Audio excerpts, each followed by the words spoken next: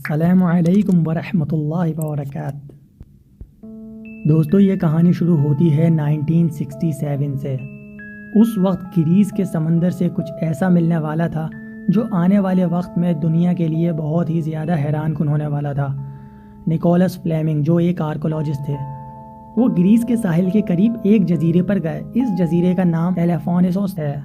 Nicolas روزانہ اس جزیرے کے آس پاس سمندر میں کچھ نیا دریافت کرنے جاتا تھا، مگر ہمیشہ نکولس خالی ہاتھ واپس آ جاتا تھا۔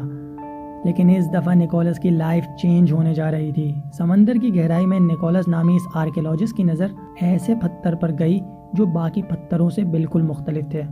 ان پتھروں کی شیپ بالکل نیچرل نہیں لگ رہی تھی۔ کیونکہ نکولس کو ان کی شیپ بالکل مختلف لگ رہی تھی تو اس نے سمندر کی مزید گہرائی میں جانے کا فیصلہ کیا۔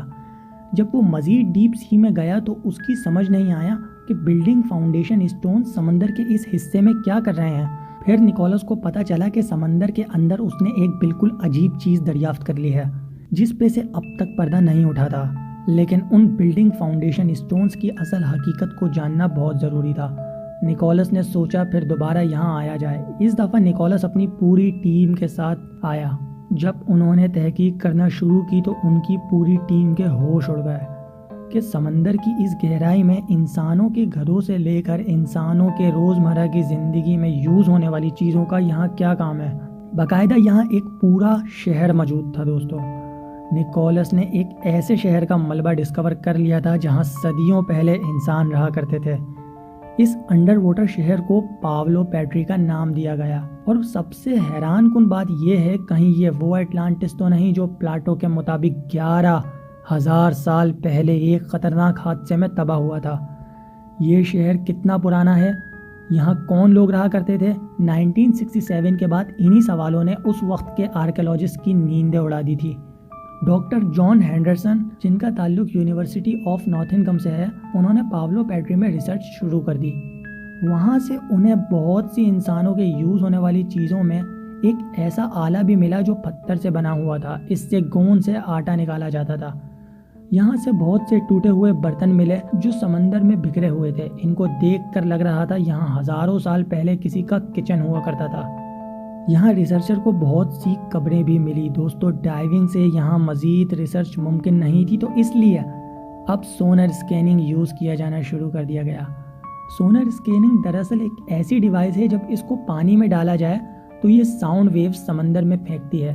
یہ ساؤنڈ ویوز جب الگ الگ چیزوں سے ٹکرا کر واپس آتی ہیں تو ایک ریسیور ان ساؤنڈ ویوز کو ریسیو کرتا ہے، اور کمپیوٹر سے ان ویوز کا ایک 3D ماڈل تیار کیا جاتا ہے۔ پاولو پیٹری کا 3D ماڈل بھی ایسے ہی تیار کیا گیا۔ سونر اسکیننگ سے پاولو پیٹری کے ان رازوں کو ڈھونڈ نکالا تھا جن کو ڈائیونگ سے ڈھونڈنا ناممکن تھا۔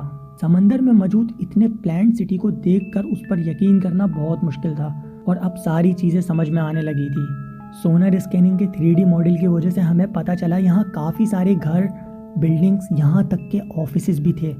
سب سے حیران کن بات یہ ہے دوستو کہ پاولو پیٹری میں ساری بلڈنگز ایک پراپر پیٹرن میں تھی، جیسے موجودہ ماڈرن سٹیز میں ہوتی ہیں۔ اس سے پتہ چلتا ہے یہاں ایسے لوگ رہا کرتے تھے جن میں بہت زیادہ ڈسپلن تھا۔ پاولو پیٹری میں سے جو چیزیں دریافت ہوئی ان کی جب کاربن ڈیٹنگ کی گئی تو پتہ چلا یہ چیزیں 5,500 سال پرانی ہیں۔ یہ انسانوں کا ایک انقلابی دور تھا، اور یہاں سے ہی انسانوں نے پتھروں کے گھر بنانے کا آغاز کیا تھا۔ کمپیوٹر کی مدد سے پاولو پیٹری کے ملنے والے 3D ماڈل کو جب ری ڈیزائن کیا جاتا ہے تو وہ ایسا دکھتا ہے۔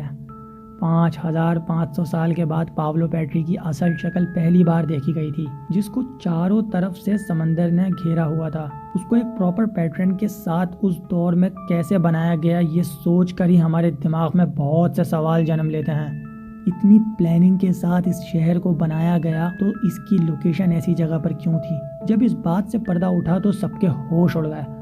دوستو، دراصل پاولو پیٹری کی لوکیشن اس لیے ایسی جگہ رکھی گئی تھی کیونکہ یہاں سے پوری دنیا میں تجارت کرنا آسان تھا۔ ادھر اس شہر کو اس لیے بنایا گیا تھا تاکہ یہاں جو لوگ رہتے ہیں وہ آسانی سے بزنس کر سکیں۔ دوستو، 5,500 سال پہلے یہاں کپڑے کا بزنس کیا جاتا تھا۔ جی ہاں، دراصل اس کے سمندر سے کچھ ایسے پتھر ملے ہیں جو پرانے زمانے میں کپڑے بنانے کے لیے استعمال ہوا کرتے تھے۔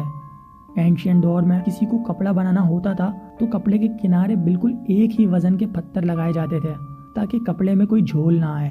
ان پتھروں کو لوم ویٹس کہتے تھے اور یہ لوم ویٹس بہت زیادہ تعداد میں پاولو پیٹری سے ملے ہیں، یعنی 5500 سال پہلے پاولو پیٹری کے لوگ پوری دنیا میں ایکسپورٹ کیا کرتے تھے۔ اٹ مینز پاولو پیٹری اس دور کا ایک بہت بزی شہر ہوا کرتا تھا، مگر اس شہر کے ساتھ ایسا کیا ہوا جو یہ بہترین شہر اس حالت میں سمندر کے کئی فٹ نیچے دھنسا ہوا ملا؟ ریسرچرز کے مطابق یہاں سے ملنے والا ملبہ بالکل صاف اس بات کی طرف اشارہ دے رہا ہے کہ ادھر کچھ ایسا ہوا ہے جس نے راتوں رات اس شہر کو تباہ کر دیا۔